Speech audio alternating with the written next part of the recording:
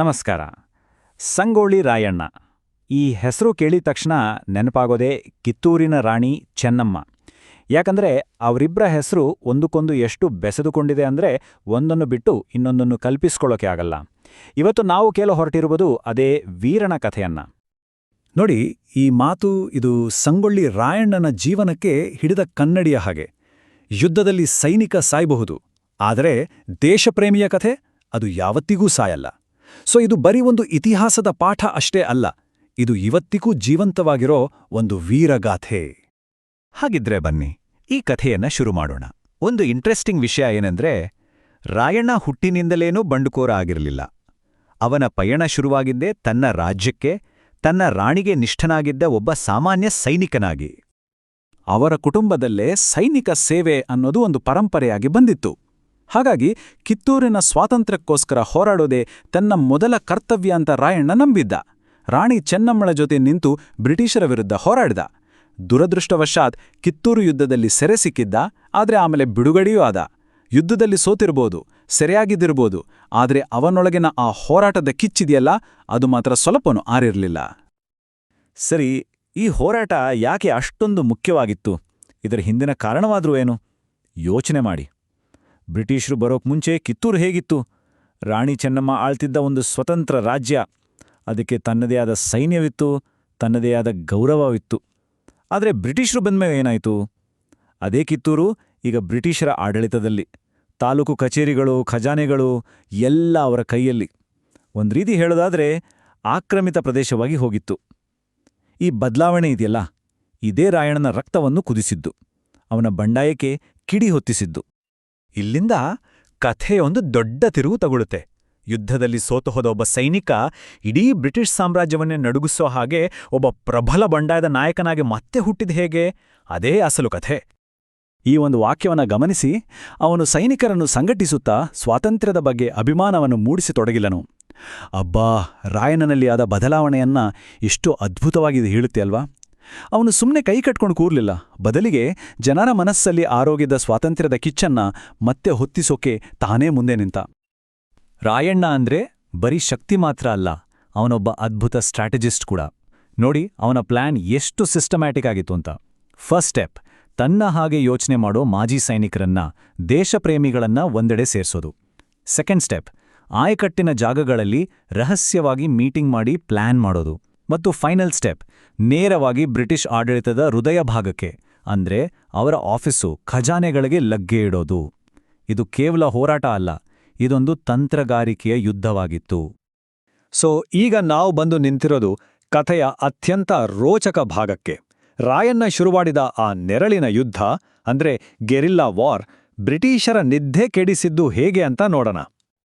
500 ಈ ಸಂಖ್ಯೆ ಕೇಳೋಕೆ ಸಣ್ಣದಾಗಿರ್ಬೋದು, ಆದರೆ ಆ ಕಾಲದಲ್ಲಿ ಒಬ್ಬ ಸಾಮಾನ್ಯ ವ್ಯಕ್ತಿ ಬ್ರಿಟಿಷರ ವಿರುದ್ಧ ಹೋರಾಡೋಕೆ ಅಂತ 500 ಜನರ ಒಂದು ಗೆರಿಲ್ಲಾ ಸೈನ್ಯವನ್ನ ಕಟ್ಟೋದು ಅಂದ್ರೆ ಸುಮ್ಮನೆನಾ? ಇದು ಅವನ ಲೀಡರ್ಶಿಪ್ಗೆ, ಅವನ ಸಂಘಟನಾ ಚಾತುರ್ಯಕ್ಕೆ ಮತ್ತು ಜನ ಅವನ ಮೇಲಿಟ್ಟಿದ್ದ ನಂಬಿಕೆಗೆ ಅತಿದೊಡ್ಡ ಸಾಕ್ಷಿ. ಅವನ ಪಡೆಗಳು ಸುಮ್ಮನೆ ಇರಲಿಲ್ಲ. ನಂದಗಡ, ಖಾನಾಪುರ, ಸಂಪಗಾವಿ ಹೀಗೆ ಪ್ರಮುಖ ಬ್ರಿಟಿಷ್ ಕೇಂದ್ರಗಳ ಮೇಲೆ ಒಂದರ ಹಿಂದೆ ಒಂದರಂತೆ ಯಶಸ್ವಿ ದಾಳಿಗಳನ್ನ ಮಾಡಿದ್ರು. ಬ್ರಿಟಿಷ್ ಆಡಳಿತವನ್ನೇ ಅಲ್ಲಾಡಿಸ್ಬಿಟ್ರು. ಅಷ್ಟೇ ಅಲ್ಲ, ಬ್ರಿಟಿಷರಿಗೆ ಯಾರೆಲ್ಲ ಸಹಾಯ ಮಾಡ್ತಿದ್ರೋ ಆ ಗ್ರಾಮಸ್ಥರನ್ನು ಕೂಡ ಇವರು ಸುಮ್ಮನೆ ಬಿಡಲಿಲ್ಲ. ರಾಯಣ್ಣನ ಈ ಹೋರಾಟದ ಬಿಸಿ ಬ್ರಿಟಿಷರಿಗೆ ಎಷ್ಟು ತೀವ್ರವಾಗಿ ತಟ್ಟಿತ್ತು ಅಂದ್ರೆ, ಅವ್ರಿಗೆ ಒಂದು ದೊಡ್ಡ ಅನುಮಾನ ಶುರುವಾಯಿತು. ಜೈಲ್ನಲ್ಲಿರೋ ರಾಣಿ ಚೆನ್ನಮ್ಮನೇ ಈ ಬಂಡಾಯದ ಹಿಂದೆ ಇದ್ದಾಳೆ, ಅವಳಿದನ್ನೆಲ್ಲ ಮಾಡಿಸ್ತಿದ್ದಾಳೆ ಅಂತ.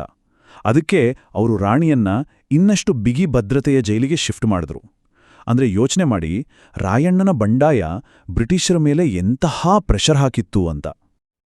ಆದ್ರೆ ಪ್ರತಿಯೊಂದು ವೀರಗಾಥೆಯಲ್ಲೂ ಒಂದು ದುರಂತದ ಅಧ್ಯಾಯ ಇದ್ದೇ ಇರುತ್ತೆ ಅಲ್ವಾ? ಇಲ್ಲೂ ಹಾಗೇನೇ ಆಯಿತು. ರಾಯಣ್ಣನನ್ನ ನೇರವಾಗಿ ಯುದ್ಧದಲ್ಲಿ ಸೋಲಿಸೋಕೆ ನಮ್ಮಿಂದ ಆಗಲ್ಲ ಅಂತ ಬ್ರಿಟಿಷರಿಗೆ ಚೆನ್ನಾಗಿ ಗೊತ್ತಾಗ್ಬಿಟ್ಟಿತ್ತು. ಆಗ ಅವರು ಹಿಡಿದಿದ್ದು ದ್ರೋಹದ ದಾರಿಯನ್ನ, ವಂಚನೆಯ ಜಾಲವನ್ನ. ಹಾಗಾದ್ರೆ ಯಾರೆಲ್ಲ ಎದುರು ಈ ಸಂಚಿನಲ್ಲಿ? ಮೊದಲನೇದಾಗಿ ಈ ಸಂಚಿನ ಮಾಸ್ಟರ್ ಮೈಂಡ್ಸ್ ಆಗಿದ್ದ ಬ್ರಿಟಿಷರು. ಅವರಿಗೆ ಸಾಥ್ ಕೊಟ್ಟಿದ್ದು ರಾಣಿ ಚೆನ್ನಮ್ಮನನ್ನ ವಿರೋಧಿಸ್ತಿದ್ದ ಕೆಲವು ಸ್ಥಳೀಯ ದೇಸಾಯಿಗಳು. ಇವರ ಜೊತೆ ಕೈ ಜೋಡಿಸಿದ್ದು ಕೃಷ್ಣರಾಯ ಅನ್ನೋ ಒಬ್ಬ ಅಮಲ್ದಾರ್. ನೋಡಿ, ಸ್ವಂತ ಜನರೇ ಬೆನ್ನಿಗೆ ಚೂರಿ ಹಾಕಿದ್ದು ಈ ಕಥೆಯ ಅತಿ ದೊಡ್ಡ ದುರಂತ. ಒಂದು ವಿಷಯ ಸ್ಪಷ್ಟವಾಗಿರ್ಬೇಕು. ಸಂಗೊಳ್ಳಿ ರಾಯಣ್ಣ ಯುದ್ಧದಲ್ಲಿ ಸೋತು ಸೆರೆ ಸಿಕ್ಕಿದ್ದಲ್ಲ. ಅವನನ್ನ ಯಾರೂ ಯುದ್ಧಭೂಮಿಯಲ್ಲಿ ಸೋಲಿಸಲೇ ಇಲ್ಲ. ಅವನನ್ನ ಸೆರೆ ಹಿಡಿದಿದ್ದು ಸಂಚು ಮಾಡಿ ವಂಚನೆಯಿಂದ ಧಾರವಾಡಕ್ಕೆ ಕರ್ಕೊಂಡು ಬಂದ್ರು. ಆತ ಸೆರೆ ಸಿಕ್ಕಿದ ತಕ್ಷಣ ಅವನ ಇಡೀ ಸೈನ್ಯವೂ ಶರಣಾಗ್ಬೇಕಾಯ್ತು. ಈ ಒಂದೇ ಒಂದು ದ್ರೋಹ ಆ ಇಡೀ ಹೋರಾಟವನ್ನೇ ಕೊನೆಗೊಳಿಸಿಬಿಟ್ಟು. ಸರಿ, ರಾಯಣ್ಣನನ್ನ ಗಲ್ಲಿಗೇರಿಸಿದ್ರು, ಅವನ ದೇಹವನ್ನ ಮಣ್ಣು ಮಾಡಿದ್ರು. ಆದರೆ ಅವನ ಕಥೆ ಇವತ್ತಿಗೂ ಜೀವಂತವಾಗಿದೆ. ಅದು ಹೇಗೆ ಸಾಧ್ಯ? ಒಬ್ಬ ವ್ಯಕ್ತಿ ಸತ್ತ ಮೇಲೂ ಅವನ ಕಥೆ ಹೇಗೆ ಬದುಕುಳಿಯುತ್ತೆ? ಅವನನ್ನ ಒಬ್ಬ ದಂತಕಥೆಯಾಗಿ ಮಾಡಿದ್ದು ಯಾವುದೋ? ನೋಡಿ, ಅವನ ಬದುಕಿನ ಪಯಣ 1829ಕ್ಕಿಂತ ಮೊದಲು ಅವನು ಕಿತ್ತೂರಿನ ಒಬ್ಬ ನಿಷ್ಠಾವಂತ ಸೈನಿಕ. 1829-30ರ ಸಮಯದಲ್ಲಿ ಅವನು ಬ್ರಿಟಿಷರನ್ನೇ ನಡುಗಿಸಿದ ಬಂಡಾಯದ ನಾಯಕ. ಜನವರಿ 26, 1831ರಂದು ಅವನನ್ನ ನಂದಗಡದಲ್ಲಿ ಗಲ್ಲಿಗೇರಿಸಲಾಯಿತು. ಆದರೆ ಇವತ್ತು ಅವನು ಆ ಭಾಗದ ಜನರ ಲಾವಣಿ ಪದಗಳಲ್ಲಿ, ಜಾನಪದ ಹಾಡುಗಳಲ್ಲಿ ಅಜರಾಮರನಾಡಿ ಬದುಕಿದ್ದಾನೆ. ಅವನ ಕಥೆ ಸಾವಿನೊಂದಿಗೆ ಮುಗಿಯಲಿಲ್ಲ, ಬದಲಿಗೆ ಹಾಡಿನ ರೂಪದಲ್ಲಿ ಹೊಸದಾಗಿ ಹುಟ್ಟುಕೊಳ್ತು. ಇದೇ ನೋಡಿ ಅವನ ಪರಂಪರೆಯ ಅಸಲಿ ಶಕ್ತಿ.